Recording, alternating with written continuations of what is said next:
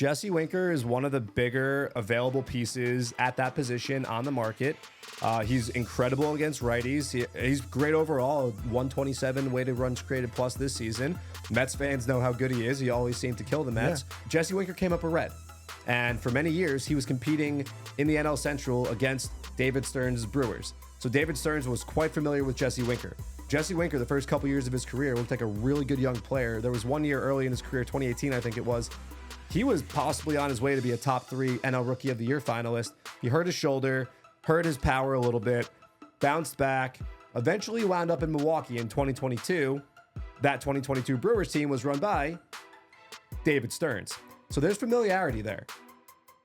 Hey, thanks for meeting us at the Apple. I'm Vito Calisi. That's Jonathan Barron. You can follow me on Twitter at Vito F. Calisi. You can follow John on Twitter at JMB9191. We're available on the Mets YouTube, also Spotify, Apple, wherever you get your podcasts. Just finished a 4-game set with the Braves. Won the first 2, lost the second 2. But overall, how you feeling, John? I'm good. Welcome back. Looking tan, looking nice. Been a while since I know Mendy was in here with us, but we haven't just shot the wind in a while. You were about to do it. I was about to, but we don't curse here. I'm not used to, like, I go away like once a year. I do like a nice trip.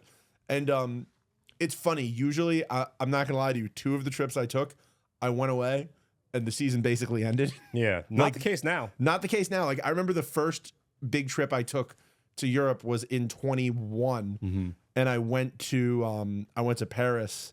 And was it in August? Yeah. I was on my honeymoon. We talked about this, right? Yeah. Yeah, when the Mets went to LA and San Fran. And right before the trip, it was like they could do something here, and it seemed like they were maybe putting something together. And then I went on that trip, and it was like a disaster. Season ended. Before that trip, I didn't work for the team, and I was really thinking about getting playoff seasons, right? I had a season ticket package that year, and I was thinking about because they kept calling me. They were like, "Do you want to do it for that?" And I was like, "Man." Yeah. And then I came back, and it ended. But this year's the opposite. I went, and things were great. Things were good. Things are moving up, and look, after 4 games, you might be sad, but things are still looking up. Things are still looking up, and so I want to ask you, after Wednesday's sweep against the Yankees, they completed that 2-game and then the season sweep, and we had the Braves coming into town. If I had told you that the Mets would split this 4-game series with Atlanta, no context, so I'm not telling you that they'll take the first 2 and lose the next 2, and I know that the context matters a lot because once you take the first 2, you're like, oh, we just need 1 of the next 2, and then we take 3 or 4, and we forget all that. If I had told you that split at home, and that results in 10 games played between these 2 teams to this point now, Mets 5, Braves 5, would you sign for that? 1,000%. Look, Glass Half Full podcast. And obviously, I'm not going to sit here and lie. Obviously, I wanted 3. Yeah. Obviously, after the 2, I wanted 3. And even going into this, I was like, man, 3-1 would be great. But I also was just like, don't end anything less than 2-2. And this reminds me a lot of the last time we played the Yankees. We're going into that week. They were playing the Yankees. They were playing the Astros. And you were like, okay, at the end of this, you would like to see them what? You would like to see them come out of this 3 and 2. Yeah, which they did. Although it felt bad because they lost the last 2. Exactly. And I was thinking about that at the end of this game today where I was like, okay, you lost the first 2. I mean, you won the first 2 of this game, but you lost the second 2. And it feels kind of crappy. But if they won Friday, lost Saturday, if they won Thursday, lost Friday, Saturday, and then won Sunday, everybody would be in a good mood right now. 100%. I mean, a lot of good things happen. Sunday's a big vibes day. Is it? I mean, Sunday. I feel like it's family day. No, I mean, Sunday. Okay. Sunday sets your vibes up. Sunday is your vibe decider of how you feel about the series. Sure. Okay, I got you. Even if you win the first 2, yeah. If you lose on Sunday, you're gonna be bummed. Recency bias. But if you win the first 2 if you lose the first 2 and you win on Sunday, you're going to be like, you know what? Streak starts today. That's happened many times with us. Exactly. Where the Mets lost the first 2 and then they had a big walk-off crazy win. And we were like, let's get it. Although, truly, they had, a 333 winning percentage that weekend. No, you're right about that. I mean, look, we'll get into all that happened this weekend here with the Braves. As everyone knows, 2 up, 2 down. A couple acquisitions made by the Mets also during the course of this as we are quickly approaching the trade deadline on Tuesday, which we'll see if there are any other moves to be made. It's been crazy with all the trades being made. And we talked about this a few episodes ago going into the All-Star break after the Nationals dealt Hunter Harvey to the Royals and the price for that. And the price on relief pitching especially has been sky high. I mean, you saw a crazy return that the Rays got for Jason Adam. You saw what Carlos Estevez yielded the Angels from the Phillies. The Phillies and Orioles made a trade involving Sir Anthony Dominguez, and I think it was Austin Hayes. So there's been a lot of movement. The Mets beefed up their bullpen by acquiring Ryan Stanek. Of course, Phil Maton came over. And by the way, I just want to point this out. Both those guys, former Astro relievers. And the Astros are one of those teams who, they're in that upper echelon of quote-unquote smart teams. And I talk about the Brewers and the Rays and the Guardians. And the Astros are one and the Dodgers are one. And if you look at some guys in baseball, there are a lot of guys that have played for all those teams because they're the quote-unquote smart teams. And the Mets are one of those smart teams now. So, yeah. The Mets have already made a few moves to bolster the bullpen. And they have a couple guys coming back. As you guys heard us with Mendy, told us Daniel Nunez, not a long-term thing. So that's good news. Sean Reed-Foley began a rehab assignment for Brooklyn on Sunday. So he's on the mend. Reed Garrett as well, as Mendy said. So this bullpen is shaping up very nicely, as is the lineup with Jesse Winker now coming over from the Nationals. And this is what fans are looking for. Like, you should be excited about this. They're making the moves that you were asking for. Jesse Winker is one of the bigger available pieces at that position on the market. He's incredible against righties. He's great overall. 127 weighted runs created plus this season. Mets fans know how good he is. He always seemed to kill the Mets. Yeah. And look, the Mets paid a pretty steep price. Let's not forget that. Tyler Stewart, when I saw, the trade came out on Saturday night, I was asleep. You were asleep. Yeah. Woke up on Sunday. Go to sleep early. Woke up on Sunday. Was told to get the baby. Go get the baby. I'm rubbing the crust out of my eyes, and I check my phone, and I see emails and texts, and I'm like, oh, wow, they got Winker, but there was no return announced. The return came out this morning, and my first question was, what'd they give up? Same when I saw the Ryan Stanek deal was, okay, what'd they give up? And it was Ryland Thomas, who I think has a future in the major leagues. We've talked about that on Future of Flushing.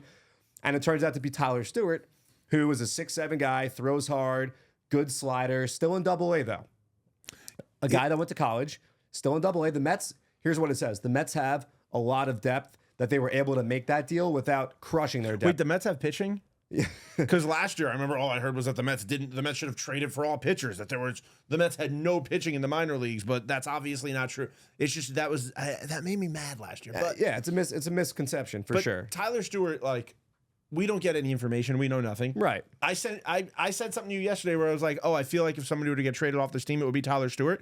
And the reason being was he just seemed like the perfect candidate of somebody that might get traded because he's close enough where teams have a good idea of what he's going to be at the major league level. 100%. And the Mets aren't losing one of their top 10 prospects. Right. No, you're 100% right. And, first of all, best of luck to Tyler Stewart. He was one of the first guys we interviewed in Brooklyn last year. Yeah. May of 2023. Really nice guy. Awesome dude. And very talented in the Nationals. And look, Mets fans, you'll probably be seeing this guy. You will. You'll be seeing this guy. We will. You'll be seeing this guy soon, and you're gonna have moments where you're gonna be you're the same way you feel about Pete Crow Armstrong when you see him, or when you see Jared Kalanick, you're gonna feel about Tyler Stewart. Look, you got to give something to get something. We know that, but now let's focus on the Jesse Winker part of the deal because obviously he was one of the bigger names, and obviously Mets fans are quite familiar with Jesse Winker going back to 2019 and the wave and the ball and the name calling and all that good stuff. Buffalo, New York native, by the way. So I don't want to say local guy because Buffalo, it's Western New York. He's a fan of New York's only football team. So. Yes, he is.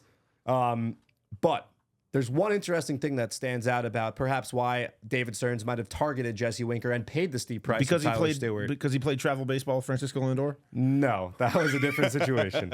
Because they like to trade for guys who played with Francisco Lindor. They do. This was not one of those instances, but Jesse Winker came up a red.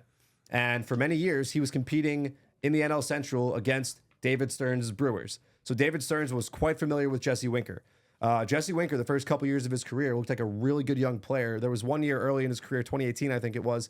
He was possibly on his way to be a top 3 NL Rookie of the Year finalist. He hurt his shoulder, hurt his power a little bit, bounced back, eventually wound up in Milwaukee in 2022. That 2022 Brewers team was run by David Stearns. So there's familiarity there. Was I supposed to say David Stearns with you there? No. Okay. No. Because you paused for a second and I was like, No, it was for the listener at home who's either driving or on the treadmill or doing whatever they're doing. You can listen to a podcast and most maybe they're brewing coffee. You could be doing Brewers. You're being the Brewers at home. Could be doing anything. I'm not ruling any activity out while you listen to Meet at the Apple. Anything. Anyway. David Stearns is quite familiar with Jesse Winker. Yeah. And, there's That's a thing in baseball. Who's another outfielder on the Mets right now? Number 15, who played on Sunday? Tyrone Taylor. Yeah. And guess what? Tyrone Taylor's had a lot of big hits. Tyrone Taylor had a good day today. He had a good day today. On a not great day for the Mets, Tyrone Taylor had a great day. He had a good week and a really big week. And you know what else? Tyrone Taylor actually had a good weekend against the Nationals the last time we saw Jesse Winker. Yes, he did. So I'm excited about this deal. I think that that's pretty much the popular general consensus that the Mets did a really good job here. And they're not done yet. Look, there's still days left. There's time. And what they did on the relief end of things, and I talked about the crazy prices we've seen for the quote unquote top end of the market. There's guys that have nice shiny ERAs who you snap a finger, the calendar flips months, and all of a sudden that 2 ERA inflates to a 3.5, 4 ERA. Relief pitching is fickle. These guys throw 1 innings at a time. The samples are small. It doesn't make sense to overpay for the guy who's having the good year. Yeah. And then you get him and he turns into a pumpkin on your hands and you've traded away, a couple of top 15 prospects or guys. And remember, we don't really care about the rankings right now because a lot of these lists and these publications, they don't update. They are old. They're old. So, I think Baseball America might. Prospectus, I think, did. Prospectus does, and I think Baseball America might. Yeah. But like MLB Pipeline, they wait until after the deadline for them to recalibrate their rankings. So fans looking at the numbers and being like, oh, like the Yankees only traded a number 20 prospect. Like that's not actually what happened. Yeah. They traded Augustin Ramirez, who was great last year when we were doing Future of Flushing. That was the first time I saw the name Augustin Ramirez. He was down in Tampa just crushing because they would play the St. Lucie Mets a lot. And he is a big bat catcher. Yeah. They're not no one's really too sure if the catching, if the defense is going to work out. But anyway, like Augustin Ramirez, he's going to be a top 10 prospect probably in the Marlins system when it's all updated on Pipeline. And guess what? We have more games against the Marlins without Jazz Chisholm now. We do. Boy, oh boy, am I not going to be upset to see no more Jazz Chisholm. Although I don't want to talk too much about that. It's an interesting trade. I think he's going to be electric in the Bronx. He's got an incredible personality. We know that. The lefty swing, you really only need to put like 5-6 swings on a ball at the right time to become a Yankee legend. I'm talking like in October. Look, also, short porch. Not to look, this isn't a Yankee podcast, so there's no reason for us to like make Yankee fans happy. It was happy. a Yankee podcast on Wednesday. but for Yankee fans, I think like you should be excited about Jazz Chisholm for another reason too, and that's like that energy into your clubhouse. Oh, yeah. I think at the beginning of the season, you saw that with Verdugo and Stroman, where they came in and they kind of gave this new swag to the Yankees that they hadn't seen before. Yeah. So I think like Jazz Chisholm is one of those guys who will also bring that in. But, we'll see. Whatever happens there, happens there. We're done. We beat them 4 times. We're done with them this year unless we play them at another point, which would be pretty wild. Yeah, that'd be bad. Yeah, Whatever. Let's move on. Yeah, let's move on. Trade deadline. By the time you guys listen to this, around like 36-ish hours from that time, we'll see what happens. As Vito said, we don't know what's going to happen. No. We're not going to sit here and make trades up. That's not our job. No. You're not going to get that on this podcast. We've laid out a lot of internal options the Mets have to fill some holes. Let's talk about the Kodai Senga situation. Kodai Senga on Friday night comes back, looks incredible. 9 strikeouts, 1 walk, a couple hits. And then a crazy non-contact injury happens, and it's, obviously bad for Kodai and bad for the Mets, but it also now opens up a hole, and it's going to be really interesting to see how the Mets go about filling that hole. Also, I don't know if you feel this way, but like if it had to happen, I'm thankful it happened before the deadline. Before the deadline. That's like, 100% correct. Like that, all I was thinking was like, we're very lucky that this wasn't next week when there's nothing you can do to fix the situation. Same with Daniel Nunez's situation. Yeah. You know what you need. And the question now is risen. Are the Mets going to go and try to fill that hole by trading for a starter? Or are they going to use an internal option, a guy like a Dom Hamill, who just came off one of his best starts of the year down in AAA Syracuse, or a Mike Vasil, who's been really good for the last month and a half or so, or Blade Tidwell, who pitched on Sunday? Dare I say go down to AA possibly? I'm not saying this is happening, but again, these are guys in the system that could possibly get chances. Talking Brandon Sproat. Here's another one. Steve Cohen's East Coast Dodger vision from years ago is something that like I'm not saying we're 100% there, but like we're filling holes internally. We're at a level now. We're at a spot now where like we can't like this isn't. We said this in the last episode. This isn't a situation where we're going to be getting spot starts from the Long Island Ducks. There's no Jared, and I'm not saying this name to pick on anybody. But this was the case in 2021 where there was a famous quote by Luis Rojas, who there was constantly TBAs in the rotation. Yeah. And, he said, like, we're trying to not have TBA pitch for us anymore. And I remember one night here against the Braves in July, there was a 5-game series, and Jared Eichhoff started one of those games. Yeah. Didn't go well, and that was when the Mets started to kind of lose their grip on the National League East, and we all know how the season ended. So, but what I was going to say was, do the Mets turn to Jose Butto and say, all right, you've been stretched out. You know, his last outing, he threw around 40 pitches, 9 batters he faced. Does he possibly go back into the starting rotation? I don't know. And thankfully, we're not paid to make those decisions. But it's an option. It's an option. There's tons of movement. You could give Jose Butto turns and starting. You could put Tyler McGill in the bullpen. There's things that can be done. And like, again, we don't have any idea what's happening, but this is just us from a perspective of like pieces that are here right now, trying to, you know, just inspecting it and raising possibilities. This team is fluid. If this team has shown you anything throughout this year, everything is fluid. Carlos Mendoza is not afraid to make changes and not afraid to take chances. No. Look at the lineup. Yeah, I mean, look, Joey Lucchese's in the organization. Is Joey Lucchese an option possibly at some point? Joey Lucchese's having a daughter. Oh, yeah. Yeah, he put that on Instagram. That's congratulations, Joey. It's great. Yeah. We'll have to hear that. Girls are the best. But yeah, you know, a lot of decisions. Look, it sucks. Seeing Kodai Senga go down like that sucks, especially as 2 Jets fans, you know? Yes. Yes. I'm sure you felt the same way as me. Yes, that was definitely floated around. But what's important, and I know that this is going to sound silly, but his shoulder looked like the arm looked great. No, of course. That's all I ever think when any sort of injury happens to a pitcher. Yeah, it's like if it's if you know, like David Peterson early in the season. When it was a hip injury, I was like, okay, cool. It's better than an arm injury. 100%. 100%. And, you know, he'll have to build his arm back up to eventually come back. We were in Brooklyn when he made his first rehab start. That was July 3rd.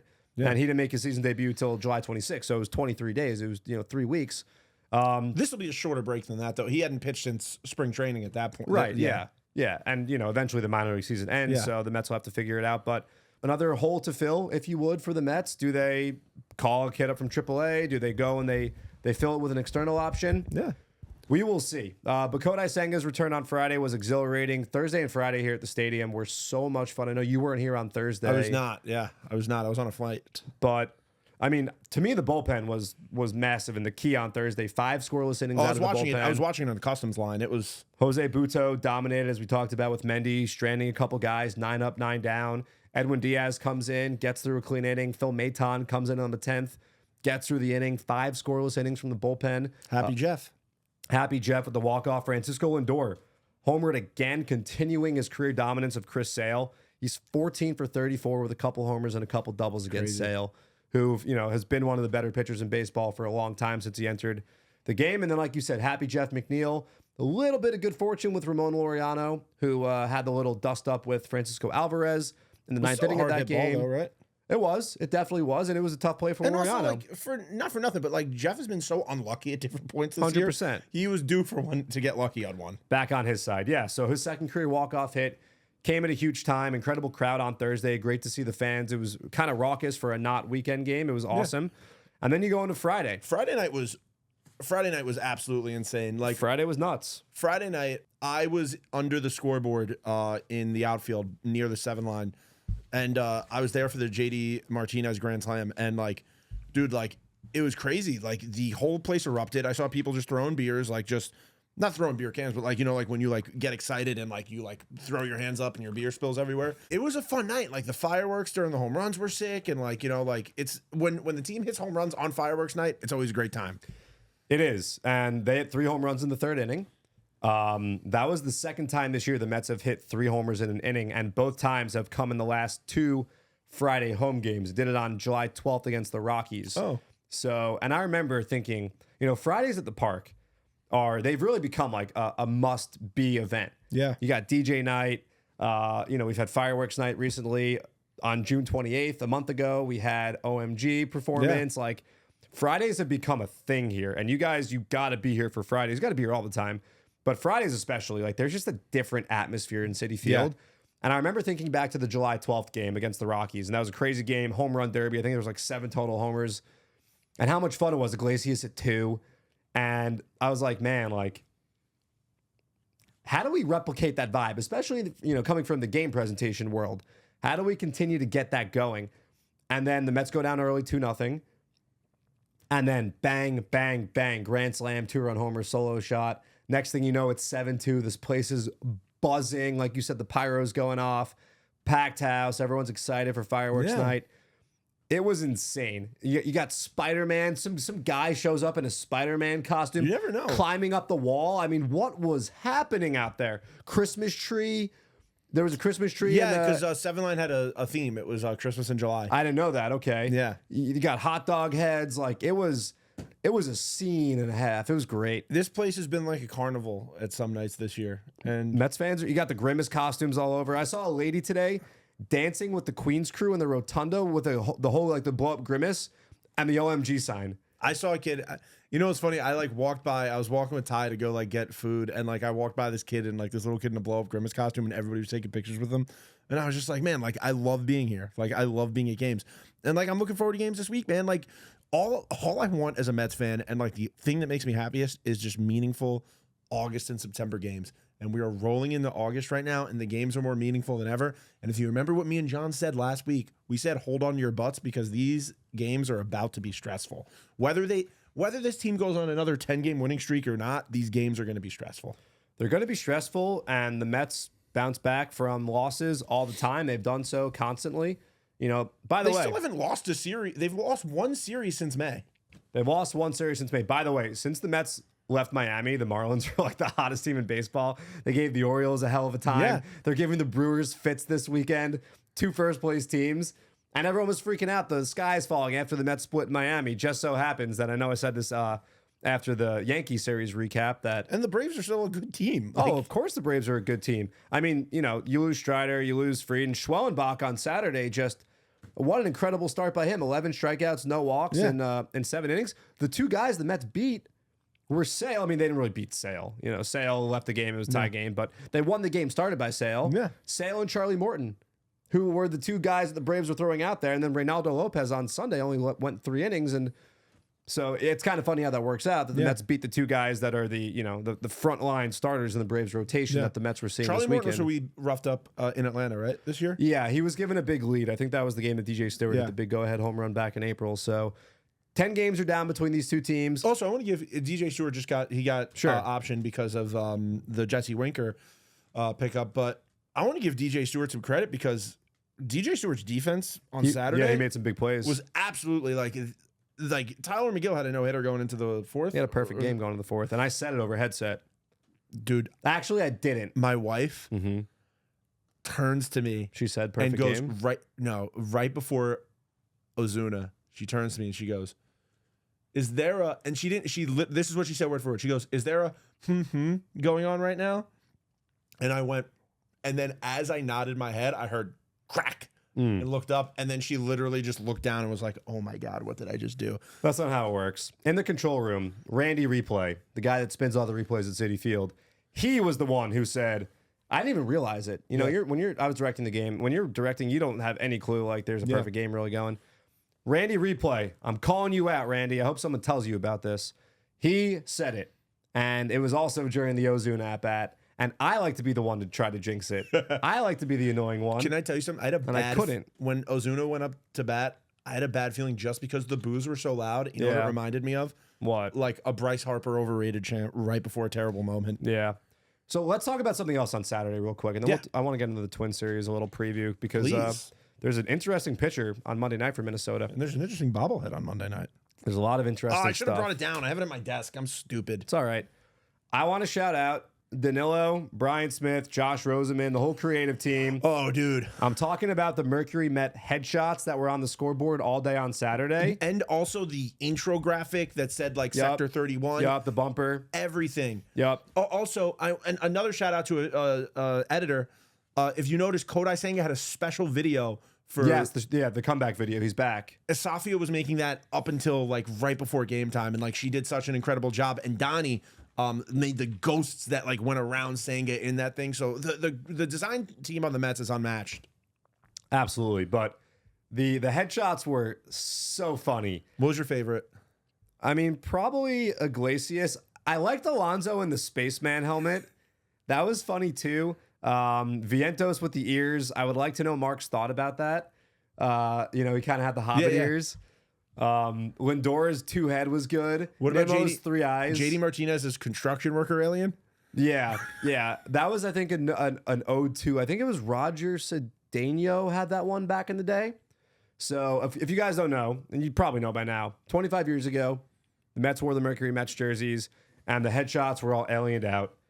And we were like, let's bring it back. And we kept it under wraps, which was awesome. You know, about a month ago, the idea came up and it happened. And we compared and contrasted some of them then and now. And some of them were the same. You know, all the Braves had the Ricky Henderson third eye. I know Ricky Henderson was not happy about it. Yeah. He apparently was really pissed off about it. I heard that. I didn't hear any bad feedback from the clubhouse. So I'm thinking that it was all good. I think they enjoyed it. Yeah. I mean, it was an incredible giveaway. Such a cool promotional item. An amazing one. I mean, everybody was wearing it. Like, you know, maybe, hey, I don't know who works for the team, who can make this happen. It'd be pretty cool to see the team wear them next year at some point, maybe. Who knows? It's a licensing thing. But it would be, no, it would be it's cool. A licensing thing, but like, you know, yeah, I'm putting it out there. Like, it would be cool if they were. It would be cool. But I just wanted to shout out all the people that were behind making all that awesome stuff happen. I saw a lot of incredible feedback on Twitter. So shout out to everybody. You know what my so favorite thing about the Mercury Mets thing was? What? Watching you try to get Howie Rose to sell you his jersey. It's not over yet. John was like soft launching the idea to Howie Rose about him. He was like, Howie, you know, you have that cool jersey. It's a pretty nice piece of memorabilia. It's real. It's from '99. He was like, John was like, how much do you think, like, if you had to sell it, like, what do you think a number would be?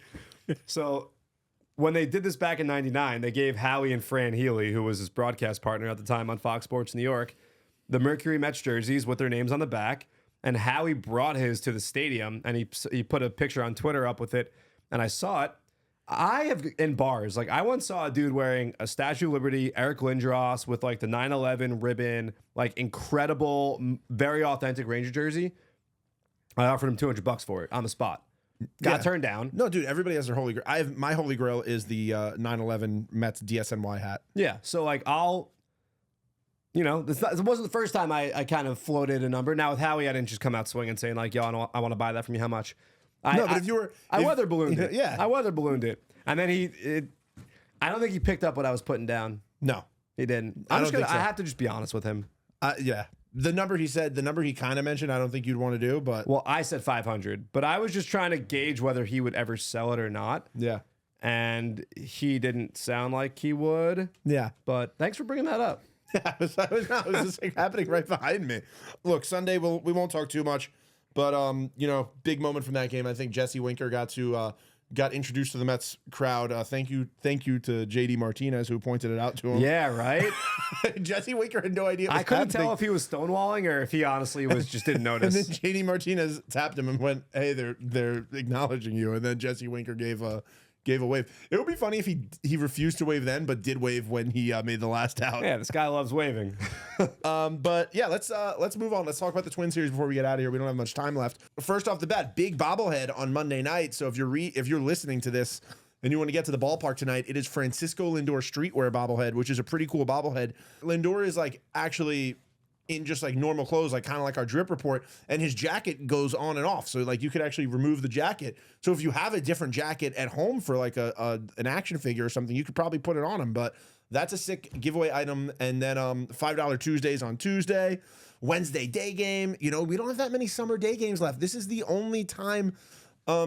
This is one of the last times you're going to get those because the team is only home for one homestand during August. So yeah, that's right. And then school's back. Twins coming to town, like you mentioned. Yeah. Twins are fighting for a playoff spot as well. Right now, they own the second wild card in the American League.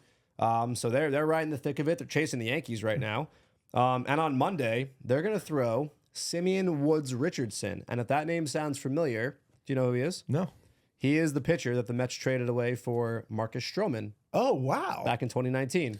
And that's crazy because Carlos Correa will finally get to play at Citi Field. So, like, there's a lot going on. iPretzel, New York.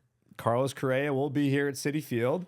Also, the Twins have Jose Miranda, who set a record. He had a hit in 12 straight at-bats earlier this year, but that's not his biggest claim to fame. He is a cousin of Lin-Manuel Miranda. Ooh. Yeah. Yeah. So maybe a little better's box over under something cousins of a famous Broadway star. Tuesday, the Twins are going to throw David Festa. And then on Wednesday, they're going to throw Pablo Lopez, former Marlin, traded for Luis Ariz a couple years ago, and Pablo Lopez, really good pitcher, had a fantastic 2023 season, but has had really tough outings at Citi Field, an ERA at Citi Field over 8. You remember in 2019, back in May of that season, he gave up, I think it was 8 runs in the first inning of a game. Pride Night 2022, he pitched here as a Marlin as well, out a grand slam to Pete Alonso, I believe it was. Had a rough start there also. So some demons to exercise for Pablo Lopez here. Look, but Lindor, this is a team he's very familiar with, right? It is.